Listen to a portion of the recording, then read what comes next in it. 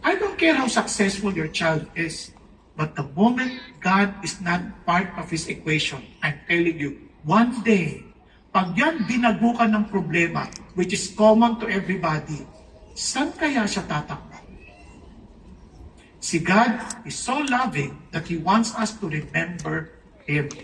Dahil walang ibang lahango sa atin, kundi siya na higit na makapangyarihan at nagmamahal ng totoo sa atin.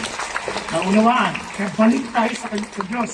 Huwag tayong kakalimot. Kaya itong alalahanin natin palagi. Isipin nyo, dati iniisip natin, Lord, natatakot ako lumapit kasi dahil kong pagkakamali. Ano ka ba? Nakalimutan ng ba kaaway tayo ng Diyos and yet we were reconciled to God through the death of His Son, Jesus Christ? 'Cause it's a great